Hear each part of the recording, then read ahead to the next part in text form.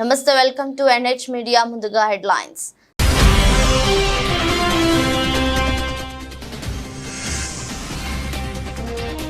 కన్యాకుమారి చేరుకున్న ప్రధాని మోదీ. ఎల్లుండి సాయంత్రం వరకు అక్కడే ధ్యానం.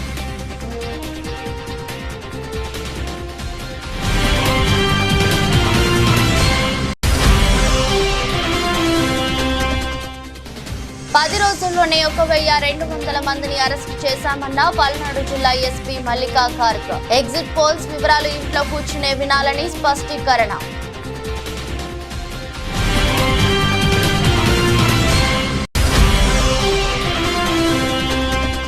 రైతులకు అందుబాటులో పచ్చి రొట్టి విత్తనాలు ఉంటాయన్న రంగారెడ్డి జిల్లా కలెక్టర్ శశాంక.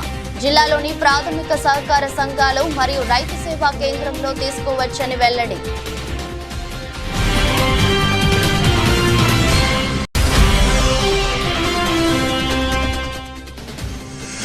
తిరుమల శ్రీవారిని దర్శించుకున్న కేంద్ర హోంమంత్రి.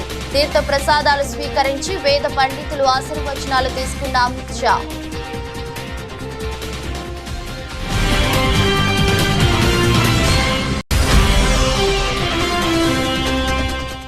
కౌంటింగ్ కేంద్రాల్లో అలజడి సృష్టించే వెంటనే అరెస్టు చేస్తామన్న AP CEO Mukesh Kumar Meena. Counting కేంద్రాల వద్ద 144 సెక్షన్ అమల్లో ఉంటుందని వెల్లడి.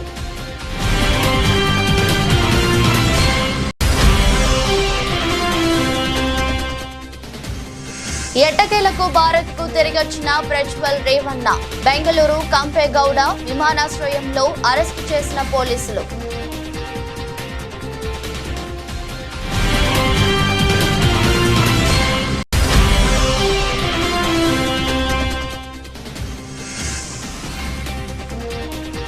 గత 2 రోజులు వరుస నష్టాలతో బ్రేక్.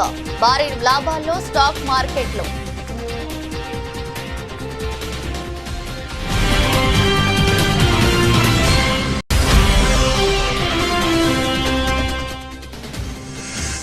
అమెరికాలో టీమిండియా ఆటగాళ్ల అసంతృప్తి. సగటు సౌకర్యాలు లేకపోవడంపై కోచ్ ద్రావిడ్ సైతం అసంతృప్తి.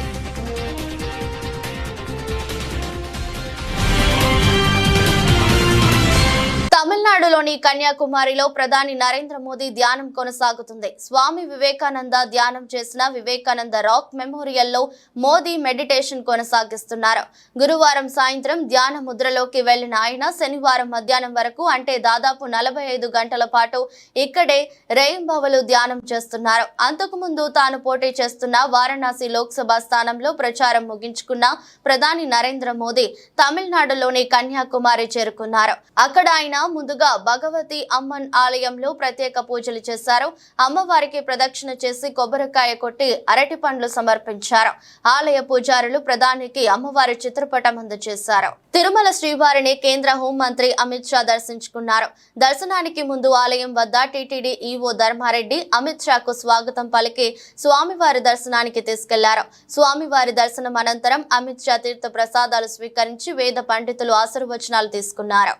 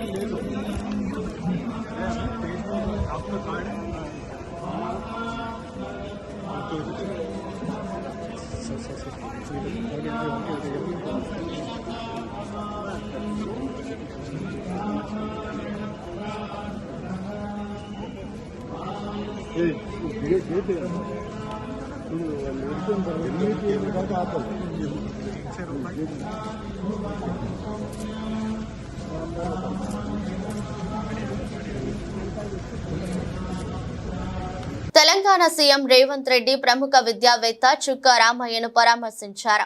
హైదరాబాద్ నల్లకుంటలో ఉన్న ఆయన ఇంటికి సీఎం వెళ్లారు. ఆరోగ్యంపై ఆరా తీసి యోగక్షేమాలు తెలుసుకున్నారు. అనంతరం జూన్ 2న జరిగే తెలంగాణ రాష్ట్ర ఆవిర్భావ వేడుకలకు రావాలని కోరారు.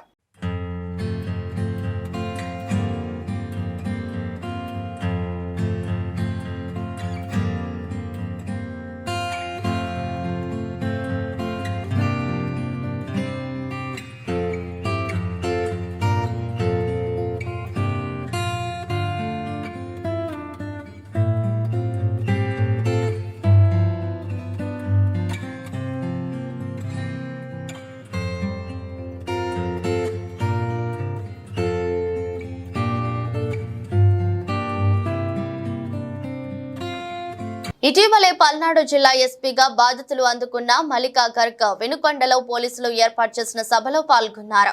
ఈ సందర్భంగా ఆమె మాట్లాడుతూ పల్నాడు జిల్లా దేశవ్యాప్తంగా ప్రచారంలోకి వచ్చిందని అన్నారు. చెడు ఘటనలతో పల్నాడు ప్రచారంలోకి రావడం బాధాకరమని పేర్కొన్నారు. పల్నాడు జిల్లాలో ఇంత ఫ్యాక్సినిజం ఉందా అని తన ఫ్రెండ్స్ అడుగుతున్నారని ఎస్పీ మల్లికా గర్గ్ వెల్లడించారు. కర్రలు, రాడ్లు చేతులతో పట్టుకుని తిరగడం, దాడులు చేయటం అవసరమా అని ప్రశ్నించారు. కేవలం 10 రోజుల వ్యవధిలోనే పల్నాడు జిల్లాలో 160 కేసులు నమోదయ్యాయని, దాదాపు 1200 మందిని అరెస్టు చేశామని మల్లికా గర్గ్ వెల్లడించారు. ఎగ్జిట్ పోల్స్ వివరాలు వస్తే ఇళ్లలోనే కూర్చొని వినాలని, కౌంటింగ్ పూర్తయ్యే వరకు రోడ్లపై ఎవరు తిరగొద్దని హెచ్చరించారు. జిల్లాలో 144 సెక్షన్ ఉల్లంఘించిన వారిపై కేసులు నమోదు చేస్తామని, శాంతి భద్రతలపై రాజీ పడే ప్రసక్తే లేదని ఎస్పీ మల్లికా గర్గ్ స్పష్టం చేశారు. అందరికీ విజయవాడ, విశాఖపట్నం, తిరుపతి తెలుసు, అంతే. పల్నాడు గురించి ఎవరికి తెలియదు. ఇప్పుడు పల్నాడు మొత్తం ఫేమస్ అయింది, మొత్తం India wide. But for what? For bad reason, not for good reason. Good reason లో ఉంటే that is very good. But ఎందుకు? నరసరావుపేటలో ఇంత జరిగింది, మాచర్లలో ఇంత జరిగింది. అందరికీ తెలుసు మాచర్ల అంటే ఏంటి, నరసరావుపేట అంటే ఏంటి. దీని ముందు ఎవరికి no knowledge about Palnadu, Narasaraopet, Macherla. అది బాగానే ఉందా? బాగలేదు కదా. అట్లా ఉండాలా? లేదు కదా. సో ఇప్పుడు this is the last thing. ఇప్పుడు 4th నాడు మనకి కౌంటింగ్ జరుగుతుంది. ఇక్కడ Narasaraopet parliamentary constituency head quarter ఉంది. ఇక్కడే జరుగుతుంది కౌంటింగ్. దగ్గర మన టౌన్ బయటనే ఉంది కౌంటింగ్ వెన్యూ. ఇప్పుడు అందరూ చూస్తున్నారు. ఎలక్షన్ కమిషన్ కూడా నిన్న ఒక వీసీ చేసి ఆంధ్రప్రదేశ్ ది రివ్యూ చేయడం జరిగింది. అప్పుడు కూడా పల్నాడు డిస్ట్రిక్ట్ కి ఎంత టైం ఇచ్చారు, అంత టైం ఎవరికి ఇవ్వలేదు. ఇంత కాన్సన్ట్రేట్ చేశారు పల్నాడు డిస్ట్రిక్ట్ మీద. సో ఇప్పుడు అందరూ చూస్తున్నారు పల్నాడు అంటే ఏంటి, కౌంటింగ్ రోజు మళ్ళీ ఏదో జరుగుతుందా అట్లా అనుకుంటున్నారు. మళ్ళీ ఏదో జరిగితే పల్నాడు పోలీస్ పేరుది నాశనం అవుతుంది. పల్నాడు పోలీస్ మీద ఎవరికి నమ్మకం ఉండదు. So this is our last chance. Palnadu police image save చేయడానికి ఇది మన లాస్ట్ ఛాన్స్ ఉంది. బట్ యాజ్ నేను చెప్పాను, నాకు తెలుసు దట్ పల్నాడు పోలీస్ ఆఫీసర్స్ మీరు అందరూ ఉన్నారు. You are very good quality officers. చాలా ఎక్సలెంట్ ఉన్నారు, చాలా ఫిట్ ఉన్నారు, చాలా డెడికేటెడ్, చాలా హార్డ్ వర్క్ కూడా ఉన్నారు. ఓన్లీ ఒక డైరెక్షన్ మీకు కావాలి, ఒక లీడర్షిప్ మీకు కావాలి. ఆ డైరెక్షన్ మీకు ప్రాపర్ గా ఎవరు ఇస్తే మీరు ఏదైనా చేయగలుగుతారు. అది నాకు తెలుసు. అండ్ ఇప్పుడు టైం వచ్చింది. ఆ టైం వచ్చింది. మన మీద ఒక పెద్ద క్వశ్చన్ మార్క్ ఉంది. ఆ క్వశ్చన్ మార్క్ క్లియర్ చేయడానికి మనకి టైం వచ్చింది. జూన్ 4వ తేదీన ఓట్ల లెక్కింపును దృష్టిలో ఉంచుకుని ఏపీ ఎన్నికల అధికారి ముఖేష్ కుమార్ మీనా రాష్ట్ర వ్యాప్తంగా ఈవీఎంలు భద్రపరిచిన స్ట్రాంగ్ రూమ్లను, కౌంటింగ్ కేంద్రాల ఏర్పాట్లను పరిశీలిస్తున్నారు. మచిలీపట్నంలో కృష్ణా యూనివర్సిటీ వద్ద కౌంటింగ్ కేంద్రాన్ని పరిశీలించిన అనంతరం ఆయన మీడియాతో మాట్లాడారు. కౌంటింగ్ కేంద్రాల్లో అలజడి సృష్టిస్తే వెంటనే అరెస్టు చేసి జైలుకు పంపుతామని హెచ్చరించారు. కౌంటింగ్ కేంద్రాల వద్ద 144 సెక్షన్ అమల్లో ఉంటుందని, సిఆర్పీఎఫ్ బలగాలతో భద్రత ఏర్పాటు చేశారు వివరించారు. అన్ని రాజకీయ పార్టీల అభ్యర్థులు, ఆయా అభ్యర్థుల కౌంటింగ్ ఏజెంట్లు ఈ అంశాలను గమనించాలని అన్నారు. ఫలితాల వెల్లడి తర్వాత విజయోత్సవ ర్యాలీలు చేయకూడదని స్పష్టం చేశారు. ఇక పోస్టల్ బ్యాలెట్ అంశంలో సీల్ పై ఫిర్యాదు వచ్చిందని, ఆ ఫిర్యాదు నేపథ్యంలో సీల్ సంతకంపై స్పష్టత ఇచ్చామని ముఖేష్ కుమార్ మీనా వెల్లడించారు. ఈ విషయంలో అనుమానాలు నివృత్తి చేసేందుకే ఈసీ దృష్టికి తీసుకెళ్లామని చెప్పారు. ఈసీ మరోసారి స్పష్టమైన మార్గదర్శకాలు ఇచ్చిందని తెలిపారు. So on that day of counting లోపల హాల్లో ఎవరైనా ఏమైనా డిస్టర్బెన్స్ చేయడానికి ప్రయత్నం చేస్తే ఇమీడియట్ గా అరెస్ట్ చేసేసి జైలుకి పంపించడం జరుగుతుంది. క్లియర్ ఇన్స్ట్రక్షన్ ఎలక్షన్ కమిషన్ ఉన్నాయి. This disturbance will not be tolerated from anybody, any agent, any candidate. If they try to do anything which is against the norms of commission, will be immediately sent out of this counting center. Second issue, బయట కూడా already SP గారు అంతా arrangement చేశారు. బయట కూడా ఆ రోజు పూర్తిగా 144 సెక్షన్ ఉంటుంది, అంటే around this counting area. Plus ఆ రోజు ఎవరు కూడా ఏ ప్రొసెషన్ ఈ సెలబ్రేషన్ ఏం చేయకూడదు. ఆల్రెడీ కలెక్టర్ గారు కూడా ఇన్స్ట్రక్షన్ ఇవ్వడం జరిగింది. డ్రై డే ఉంటుంది. పూర్తిగా మనము we have to regulate all the activities on the day of counting and afterwards also పూర్తిగా నిఘా పెట్టుకోవాలి. మచిలీపట్నంలో కృష్ణా డిస్ట్రిక్ట్ సంబంధించి స్ట్రాంగ్ రూమ్స్ 7 కాన్స్టిట్యున్సీస్ ఉన్నాయి. ఇక్కడ స్ట్రాంగ్ రూమ్స్ తర్వాత కౌంటింగ్ సెంటర్ ఇన్స్పెక్షన్ కోసం వచ్చాము. బేసికలీ 2 రకాల ఇష్యూ చూడడానికి రావడం జరిగింది.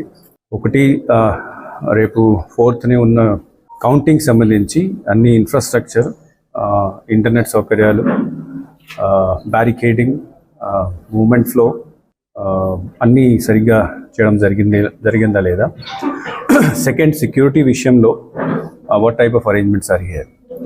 సో ఈరోజు అన్ని చూసిన తర్వాత ఆల్ టేబుల్స్ అన్ని ప్రతి కాన్స్టిట్యున్సీలో 14 టేబుల్స్ పెట్టడం జరిగింది. All halls are properly now prepared. Internet facility కూడా ఏర్పాటు చేశారు. మనకు ఈ టాబ్యులేషన్ సంబంధించి, ఎన్కోర్ సంబంధించి ట్రైనింగ్స్ కూడా ఆల్రెడీ అయిపోయినాయి. CCTV కెమెరాలు ఇవన్నీ కూడా ఏర్పాటు చేయడం జరిగింది. So all the preparations are properly done. That I'm satisfied. దీంతోపాటు సెక్యూరిటీకి ఇక్కడ మనకు CAPF ఆల్రెడీ ఇక్కడ ఉన్నది, ప్లాటూన్ ఉంది. అన్ని స్ట్రాంగ్ రూమ్స్ కూడా వెళ్ళి చూడడం జరిగింది. డబల్ లాక్స్ ఉన్నాయి, CCTV కెమెరా కవరేజ్ ఉన్నది, 24 hours సర్వేలెన్స్ ఉంది.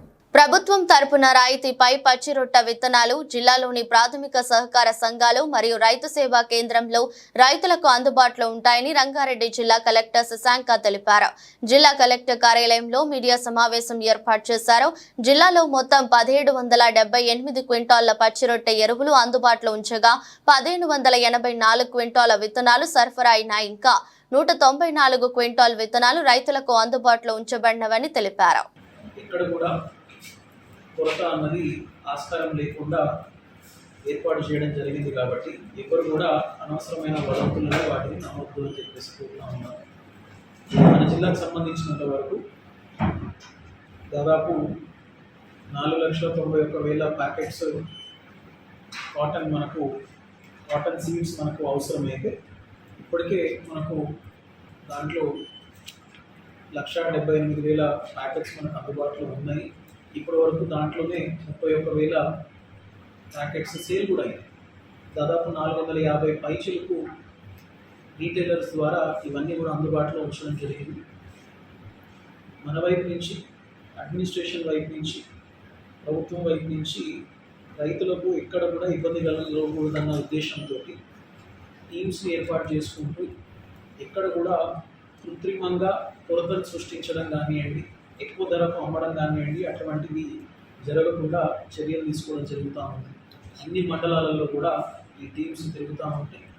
ఎక్కడైనా చట్టాన్ని, లైసెన్స్ కండిషన్స్ని అతిక్రమించి ఎవరైనా వ్యవహరిస్తే కఠినమైన చర్యలు కూడా తీసుకోవడం జరుగుతుంది.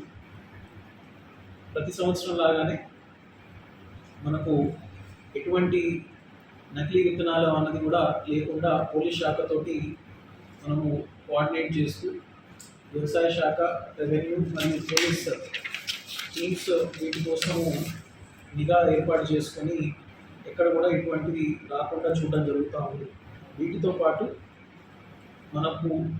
మన ఈల్డ్ పెరిగే విధంగా ఏదైతే మనం గ్రీన్ మాన్యూర్ని సబ్సిడీకి ఏర్పాటు చేస్తామో, పచ్చరొట్ట కానివ్వండి, తర్వాత జీలుగ కానివ్వండి, పోయిన సంవత్సరం కంటే దాదాపు 80% అధికంగా ఈసారి మన జిల్లాకి రావడం జరిగింది.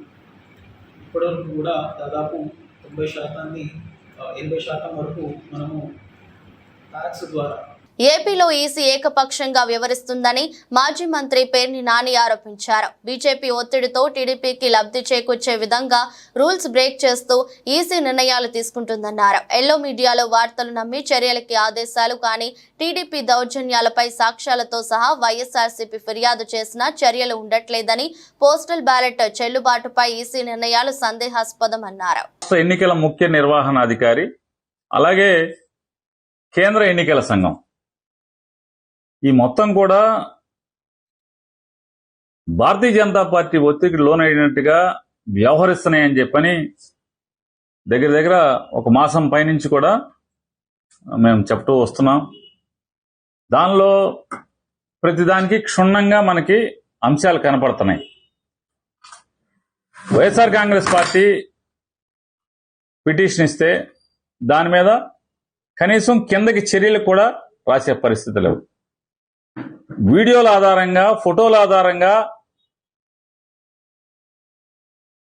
తెలుగుదేశం పార్టీకి సంబంధించినటువంటి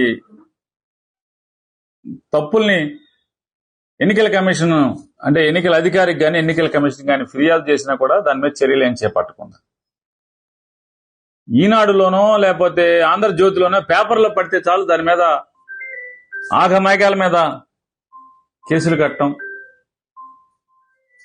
ఎన్నికల సంఘం ఏ రకంగా అయిపోయారంటే తెలుగుదేశం పార్టీ రోజువారీ రివ్యూ చేస్తూ ఎన్ని కేసులు కట్టారు, వైసీపీ మీద ఎన్ని కేసులు కట్టారు,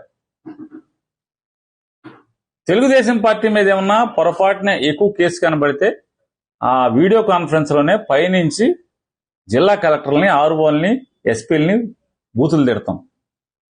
అంటే తద్వారా ఏం మెసేజ్ ఇస్తున్నారంటే మీరు వైఎస్ఆర్ కాంగ్రెస్ పార్టీ మీద మాత్రమే ఎక్కువ కేసులు కట్టండి, టీడీపీ మీద కేసులు కట్టబాకండి, భారతీయ జనతా పార్టీ మీద కేసులు కట్టబాకండి, వాళ్ళు తప్పు చేసినా కూడా అనేటువంటి సందేశాన్ని ఇస్తూ వస్తున్నారని కూడా మేము ప్రపంచానికి చెప్తూ వస్తున్నాం. ఖమ్మం జిల్లాలో ఎలాంటి విత్తనాలు కొరత లేదని జిల్లా కలెక్టర్ విపి గౌతమ్ తెలిపారు. కలెక్టర్లోని సమావేశ మందిరంలో సిపి సునీల్ దత్ తో కలిసి జిల్లాలో విత్తనాలు, వానాకాలం పంట సాగుపై పాత్రికేయుల సమావేశం నిర్వహించారు. ఈ సందర్భంగా ఆయన మాట్లాడుతూ వానాకాలం దగ్గరలో ఉన్నట్లు, ఋతుపవనాలు త్వరలో ప్రవేశించనున్నట్లు తెలిపారు. వచ్చే నెల రోజులు రైతులకు ఎంతో కీలకమని, రైతులు సాగు పనుల్లో నిమగ్నం అవుతారని అన్నారు. మోసపూరితంగా చేద్దామని అనుకునే fly by night operators, either license షాప్లో ఉన్న వాళ్ళు కావచ్చు, లేకపోతే లైసెన్స్ లేకుండా జస్ట్ నైట్ పూట వచ్చి అమ్మి వెళ్ళిపోయే వాళ్ళు, అట్లాంటి వాళ్ళ మీద, అట్లానే లైసెన్స్ షాప్లో స్పూరియస్ సీడ్స్ అమ్మే వాళ్ళ మీద, ఎక్కువ ధరకి అమ్మే వాళ్ళ మీద, ఇలాంటి వాళ్ళ మీద ఎలాంటి చర్యలు ఉంటాయనేది చాలా స్పష్టంగా తెలియజేయడం జరిగింది. సో వాళ్ళు కూడా లైసెన్స్డ్ సీడ్ డీలర్స్ కూడా పూర్తి స్థాయిలో ప్రభుత్వ యంత్రాంగానికి అట్లానే రైతులకి సహకరిస్తామని వాళ్ళు హామీ ఇవ్వడం జరిగింది. So agriculture and police teams కూడా యాక్టివ్గా ప్రతి మండలాల్లో కూడా వాళ్ళు తనిఖీలు నిర్వహిస్తూ ఉన్నారు. ఈ నేపథ్యంలో ఇప్పుడు మనకు ఈ గ్రీన్ మాన్యూవర్ అనేది ఇంకా మన కాటన్ సీడ్స్ మీద ఎక్కువ మనకు డిమాండ్ రాలేదు, కానీ మన జిల్లా కూడా కాటన్ అనేది పెద్ద ఎత్తున కాటన్ సో చేసే జిల్లాల్లో మనం కూడా ఉన్నాం. ఆదిలాబాద్ తర్వాత మనకు ఖమ్మమే ఎక్కువ ఉంది. ఈసారి ఇంకా కాటన్ విస్తరణ కూడా కొంచెం పెరిగే ఆస్కారం కూడా ఉంటుంది. మనం 2022లో చూసుకుంటే పత్తి వచ్చేసి 2,21,743 ఎకరాలు పత్తి అనేది చల్లడం జరిగింది, పత్తి సాగు చేయడం జరిగింది. సో దానికి గాను అప్పుడు 5,24,000 ప్యాకెట్లు 5,24,000 ప్యాకెట్లు కాటన్ ప్యాకెట్లు సేల్ అవ్వడం జరిగింది మన జిల్లాలో. పోయిన సంవత్సరం కొంచెం పత్తి విస్తీర్ణం తగ్గింది. 1,80,000 ఎకరాలు మనకు పత్తి సాగు అయితే 4,43,000 ప్యాకెట్లు అమ్మడం జరిగింది. యూనియన్ బ్యాంక్ ఆఫ్ ఇండియా నుంచి వచ్చిన ఓ లింక్ పై క్లిక్ చేయండి అని కనిపించిన సందేహం ఆయన కొంపముంచింది. పొంచి ఉన్న మోసాన్ని గుర్తించలేక తన బ్యాంకు ఖాతాలో 1,04,000 రూపాయలు నగదును పోగొట్టుకున్న సంఘటన మహబూబాబాద్ జిల్లా గడ్డిగూడెం గ్రామంలో చోటు చేసుకుంది. గ్రామానికి చెందిన ధారావత్ వెంకన్న యూనియన్ బ్యాంక్ లో ఖాతాదారుడు. తన సెల్ ఫోన్ కు ఈ నెల 29న యూనియన్ బ్యాంక్ సమాచారం కోసం లింకును క్లిక్ చేయండి అని కనిపించడంతో వెంటనే దానిపై క్లిక్ చేశాడు. వెంకన్న బ్యాంకు ఖాతా నుంచి విడతల వారీగా 1,04,000 రూపాయలు ఉపసంహరణ అయినట్లు మెసేజ్ వచ్చింది. వెంటనే సంబంధిత బ్యాంకుకు వెళ్లి ఆరా తీయగా ఖాతాలో నగదు ఉపసంహరణ అయినట్లు బ్యాంక్ అధికారులు తెలిపారు. వెంటనే బ్యాంక్ అధికారులు ఖాతాను బ్లాక్ చేశారు. బ్యాంక్ అధికారుల సూచన మేరకు వెంకన్న సైబర్ క్రైమ్ విభాగానికి ఫిర్యాదు చేశారు. భవిష్యత్తు అవసరాల కోసం పొదుపు చేసిన సొమ్ము ఇలా దోపిడీకి గురవడంతో బాధితుడు కన్నీరు మున్నీరవుతున్నారు. అపరిచిత వ్యక్తుల ద్వారా వచ్చే ఫోన్ కాల్స్ కు బ్యాంక్ అకౌంట్ వివరాలు, ఇతర సమాచారం సమాచారం ఇవ్వకూడదని, పోలీసులు ఎంత చెప్పినా ప్రజలు మాత్రం పట్టించుకోవటం లేదని అవగాహన పొందాలని కోరుతున్నారు. మహబూబాద్ యూనియన్ బ్యాంకులో నా అకౌంట్ ఉన్నది. అందులో గోల్డ్ లోన్ కోసం అని చెప్పి 15 రోజుల నుంచి గోల్డ్ లోన్ రెన్యువల్ కోసం పెంచిస్తానంటే ఇచ్చినాం. అక్కడ ఆయన ఏంటంటే రోజుకొకటి 2 రోజులకొకటి రెన్యువల్ చేసుకుంటా. దాదాపు 5 గోల్డ్ లోన్ ఉన్నాయి నాకు. అందులో రెన్యువల్ చేసుకుంటా రోజుకు 2 రోజులకు ఒకటి చేసుకుంటా వస్తా. అంటే నిన్న 24,500 ఒకటి, 25,500 ఒకటి, ఇలా పొద్దుగాల 54,000 అందులో డెబిట్ అయినట్టు లాస్ట్ 54,000 ఒకటి మెసేజ్ వచ్చింది నాకు. ఆ మెసేజ్ని తీసుకొచ్చి యూనియన్ బ్యాంకులో నేను అడిగితే వాళ్ళ మొత్తం ఆరాధిస్తే వాళ్ళ దాంట్లో బ్యాంకులో ఏ పొరపాటు లేదు, మీరు పోలీస్ స్టేషన్లో కంప్లైంట్ ఇవ్వండి, సైబర్ క్రైమ్ కావచ్చు ఇదని చెప్పి ఇక్కడ చూసి కంప్లైంట్ ఇవ్వడానికి వచ్చింది అన్నట్టు. మొత్తం 1,04,000 రూపాయలు మిస్ అయింది. ఎట్లా కట్టింది? దీంట్లో ఏదో IMPS కూడా ఏదో ఉన్నది, దాంట్లో అకౌంట్లో అమౌంట్ పోతున్నట్టు వస్తుంది నాకు. వాట్సాప్లో ఒకటి యూనియన్ బ్యాంకుతో ఒక లింక్ వచ్చింది. అది యూనియన్ బ్యాంకు లింకు, అది టచ్ చేస్తే అమౌంట్ మిస్ అయినట్టు వస్తుంది. గత 2 రోజుల నుంచి పోతుంటే మీరు ఆ రోజు నుంచి నిన్నటి దానికి మెసేజ్ ఏం రాలేదు. నాకు మెసేజ్ అది గోల్డ్ లోన్ పడ్డది కానీ కూడా నాకు మెసేజ్ ఏం రాలేదు.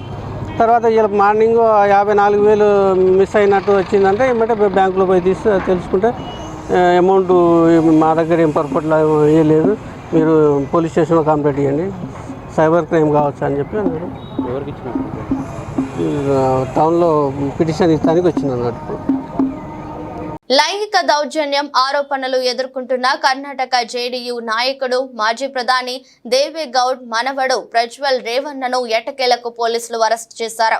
జర్మనీ నుంచి బయలుదేరిన ఆయన గురువారం అర్ధరాత్రి బెంగళూరు కెంపేగౌడ విమానాశ్రయంలో దిగగానే అదుపులోకి తీసుకున్నారు. ఈ ఆరోపణలు వెలుగులోకి రాక మునుపే ప్రజ్వల్ జర్మనీకి వెళ్లిపోయారు.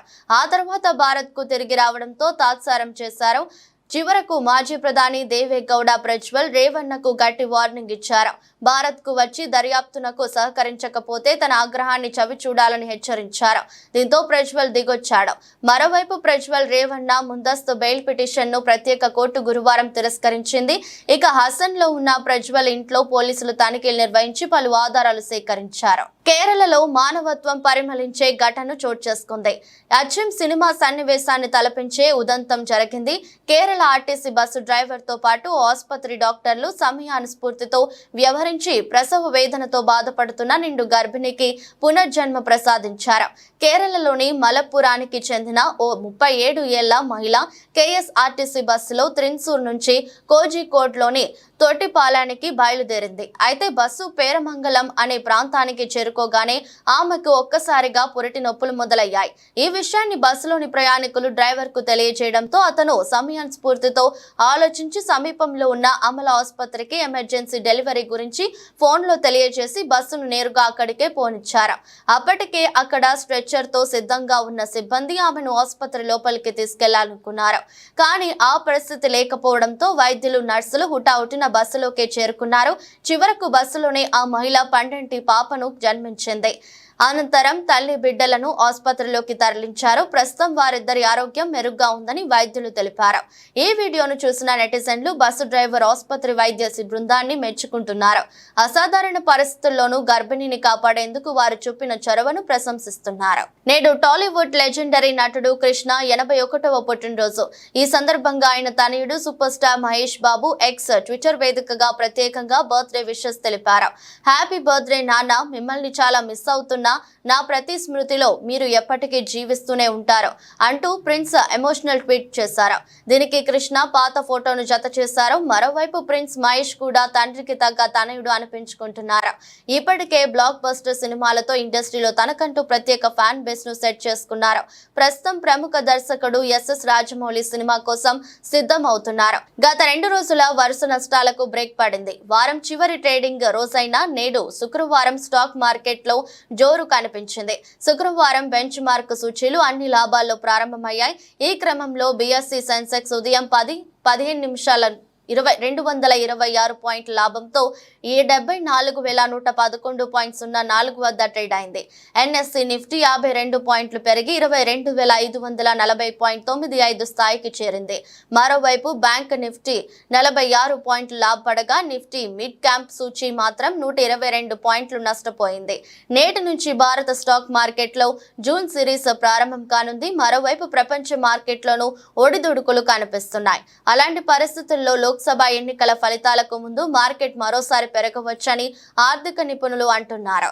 ఈ నేపథ్యంలోనే ప్రస్తుతం Adani enterprise, M&M, Lawrence, Bajaj finance, UltraTech cement కంపెనీల స్టాక్స్ టాప్ 5 గెయినర్లుగా ఉండగా ఇన్ఫోసిస్, LTI, మింట్రీ, భారతి ఎయిర్టెల్, సిప్లా, టాటా కన్స్యూమర్స్ కంపెనీల స్టాక్స్ టాప్ 5 లూజర్ గా నిలిచాయి. జూన్ 1 నుంచి T20 వరల్డ్ కప్ 2024 ప్రారంభం కానుంది.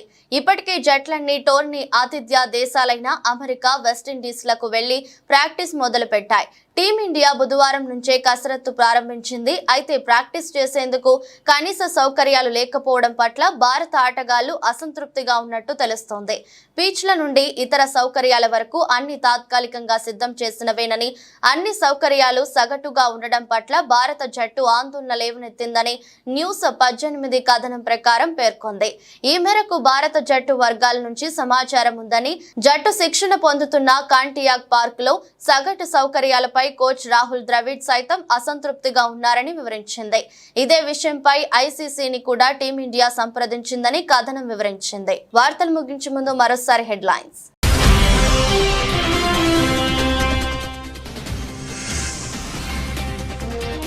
కన్యాకుమారి చేరుకున్న ప్రధాని మోదీ, ఎల్లుండి సాయంత్రం వరకు అక్కడే ధ్యానం.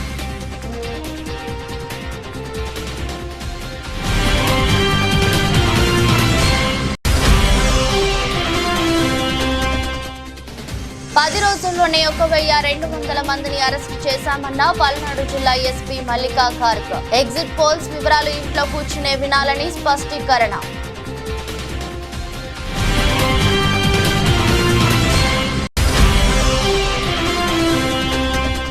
రైతులకు అందుబాటులో పచ్చి రొట్టి విత్తనాలు ఉంటాయన్న రంగారెడ్డి జిల్లా కలెక్టర్ శశాంక. జిల్లాలోని ప్రాథమిక సహకార సంఘాలు మరియు రైతు సేవా కేంద్రంలో తీసుకోవచ్చని వెల్లడి.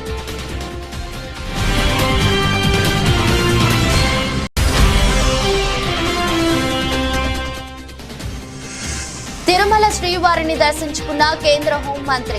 తీర్థ ప్రసాదాలు స్వీకరించి వేద పండితులు ఆశీర్వచనాలు తీసుకున్న అమిత్ షా.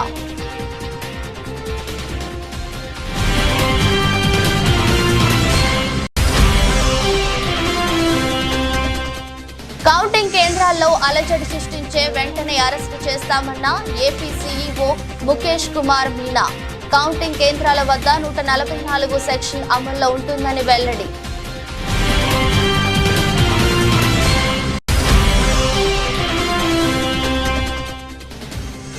ఎట్టకేలకు భారత్ కు తిరిగొచ్చిన ప్రజ్వల్ రేవన్న. బెంగళూరు కంపేగౌడ విమానాశ్రయంలో అరెస్టు చేసిన పోలీసులు.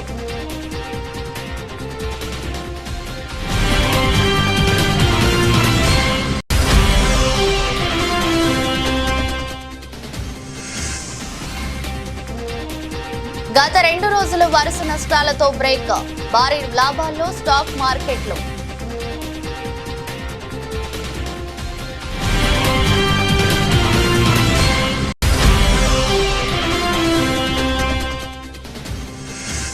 అమెరికాలో టీమిండియా ఆటగాళ్ల అసంతృప్తి. సగటు సౌకర్యాలు లేకపోవడంపై కోచ్ ద్రావిడ్ సైతం అసంతృప్తి.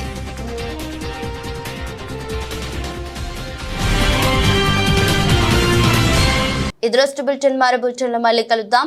అంతవరకు సెలవు, నమస్కారం.